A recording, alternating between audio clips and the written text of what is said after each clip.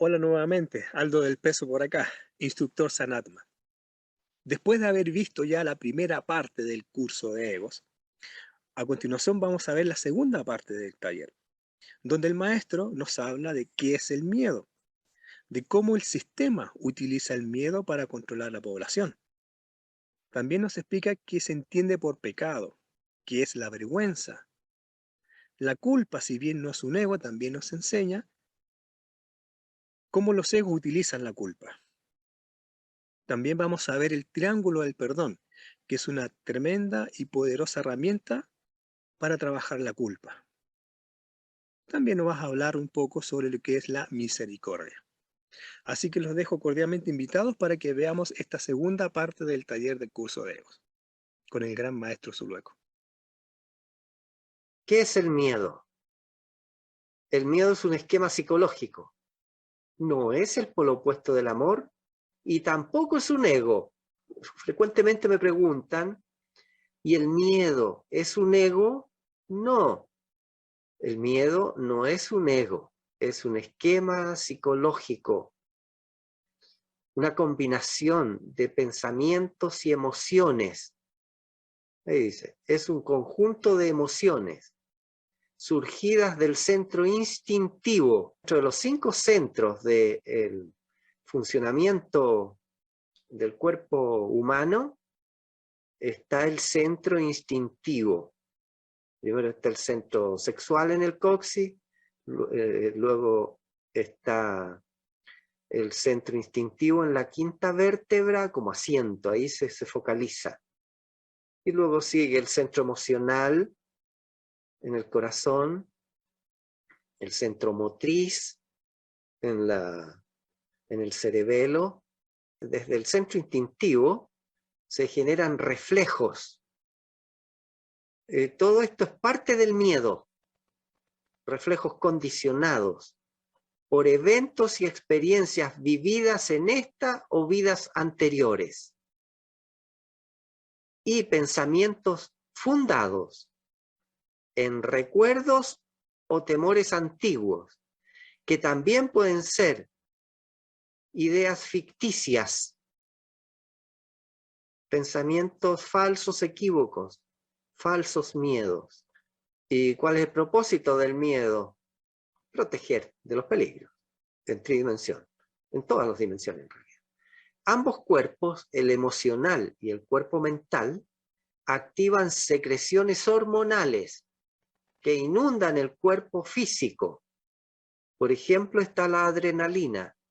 Frente a un peligro, se genera esta hormona, adrenalina, que baña de manera instantánea hasta la última célula y reacciona de manera instantánea, huyendo o atacando frente al peligro. Y es para defenderse del peligro. Y hay esas dos opciones. O ataca o huye. Y la adrenalina le da a esa fuerza una energía que no tiene en condiciones normales. Es decir, sin miedo.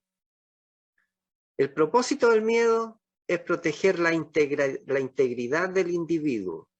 Se da en el reino animal y humano.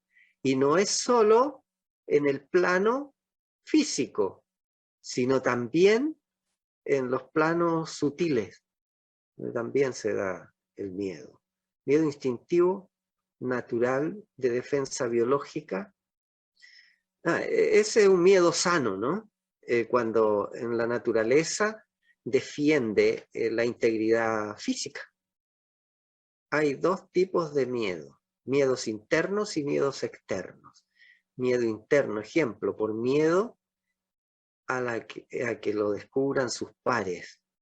El perezoso se muestra trabajador por miedo a que los demás, es decir, sus pares, descubran que es perezoso. El orgulloso se muestra humilde por miedo a ser descubierto por los demás. Incluso uno mismo se autoengaña y dice, no, yo no soy perezoso. El celoso esconde su celo por miedo, hay que lo cataloguen como tal. El iracundo actúa con humildad para mostrarse. De esa manera, el lujurioso se avergüenza de su lujuria. El goloso, por miedo a que lo juzguen, oculta su gula. El avaro niega su avaricia. Se muestra pobre para no dar. Y los miedos que vienen de afuera. El miedo, cuando es utilizado, es usado como instrumento de control. El miedo utilizado por el poder político y religioso.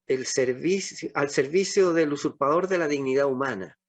El poder que maneja la política y la realidad humana utiliza el miedo y se asocia con la religión, que también usa el miedo. Por ejemplo, el ciudadano cumple la ley por miedo a la cárcel, ¿no? El usuario paga la cuenta de la luz por miedo a que se la corten. En un ejemplo que tenemos clarito, ¿qué es pecado? Miedo al juicio adverso de Dios, distancia de Dios. La vergüenza es miedo al juicio adverso de los pares, miedo a la no aceptación. Entonces en la religión usan el miedo a través del pecado y el miedo al castigo. Y la vergüenza es el miedo entonces a que los demás nos juzguen. Culpa tampoco es ego, que es una pregunta recurrente. Así como preguntan, ¿el miedo es ego? No. ¿La culpa es ego? También me han preguntado mucho. La culpa no es ego. Culpa es, como definiéndola, una autosentencia reprobatoria. Es decir, ahora, no es el miedo a que me juzguen los demás, sino es el miedo a que yo me juzgue reprobatoriamente. Entonces me considero culpable frente a la propia conducta adversa. Es decir, ¿qué es lo que está juzgando? La conducta propia, ¿no? Adversa. Se autodecreta culpable. Que también viene de fuera, que se usa la culpa, se transgrede, se declara culpable al acusado en los tribunales, por ejemplo. Pero también fuera del tribunal, en la vida diaria, está muchísimo más presente el miedo y la culpa, y no necesita, lo han hecho tan bien, que no necesita el poder ejercer el miedo y la culpa, puesto que nos puso al lado al acusador, al ego del prójimo que nos culpa. La culpa trae dolor psíquico y espiritual, dolor del alma, y suma en sufrimiento espiritual y dolor psíquico, pensamientos y emociones en la psique. Pérdida de autoestima, lo que causa enfermedad física, baja las defensas del sistema inmune y expone, por lo tanto, a contagio, invasiones bacteriales y virales. La culpa no corrige el error que la causa.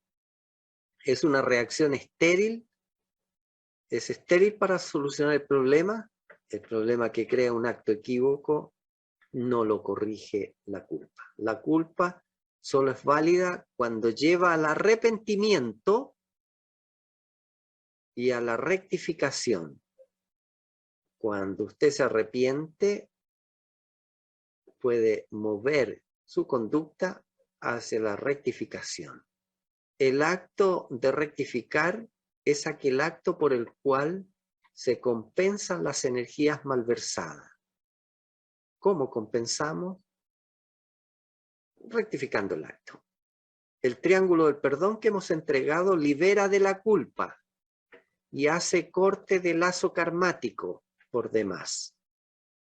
Recordemos, el triángulo del perdón es: perdóname, pedimos humildemente perdón por lo que hayamos hecho en esta o en otras vidas, consciente o inconscientemente. porque a veces herimos a las personas, o las hemos herido en otras vidas y estamos aquí frente, y me la está cobrando. Pero eso puede ser consciente, con intención y sabiendo que estoy dañando. Pero también puedo dañar sin darme cuenta y creyendo que estoy haciendo, cumpliendo un acto benigno, y estoy equivocado, en realidad estoy lastimando.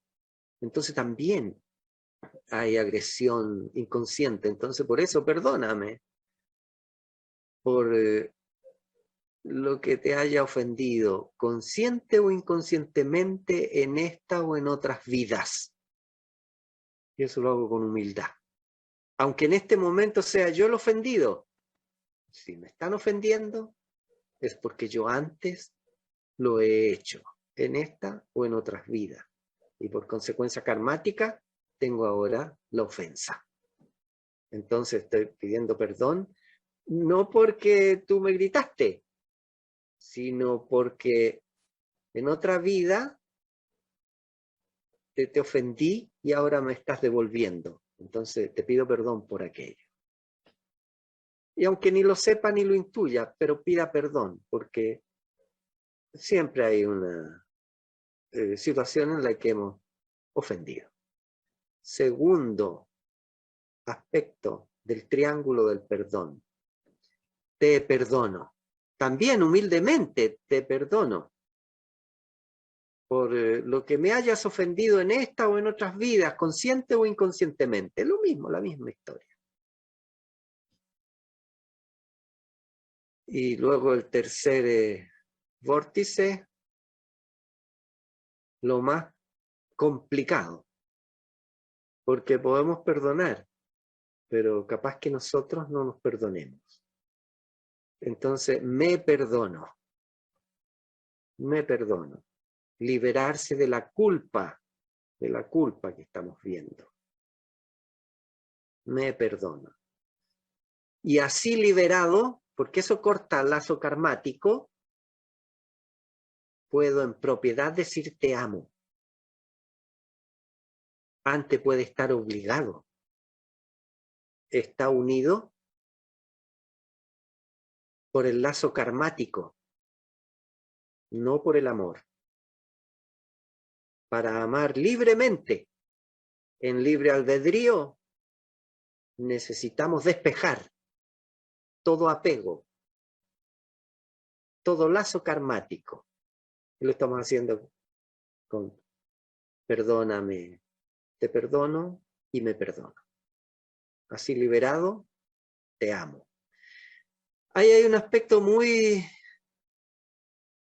conveniente de destacar, y es oportuno hacerlo en esta parte. El decir te amo, y hemos de amar a todo y todos, incluso al depredador de la vida. El decir te amo no significa que aceptemos su acto, ni que lo justifiquemos, ni lo imitemos. No significa que lo hagamos nuestro, ese error, que nos hagamos cómplices.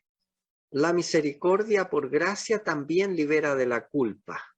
De allí que estamos trabajando con la gracia de la misericordia que viene de la madre y la atrae el hijo. Ahora merita recibir la misericordia aquel que es compasivo de corazón. La compasión es posible actuando el amor en empatía. ¿Qué entendemos por compasión? Es ponerse en empatía con amor en el prójimo. Empatía es simpatizar, es homologar, es aproximar, es comprender. Y para comprender tenemos que escuchar primero. No solamente con la palabra se mandan mensajes. Escuchar no significa poner oreja. Escuchar es poner todos sus sentidos en aquel para percibirlo. Y cuando lo siento, como que si yo fuese él, o ella, o aquel, ahí estoy en empatía. Y eso cuando lo hago con amor, despierta la compasión. Y no hay juicio, no hay enjuiciamiento, no hay castigo, hay comprensión. Y se puede amar. Y si hay error en aquello con lo que estoy empatizando, ayudo a que pueda tener una mejor estancia aquel. Y así, con compasión, no solo somos meritorios o ameritamos, no solo ameritamos recibir la gracia de la misericordia, sino que además la podemos invocar en propiedad para proyectarla en el prójimo. Y eso hace un sanador cuántico cuando dice, en nombre de Cristo Jesús Sananda de la misericordia, está invocando la misericordia para aquel que está sanando. Y lo puede hacer y lo hace en propiedad, cuando él es compasivo, cuando en empatía con amor se proyecta hacia el prójimo.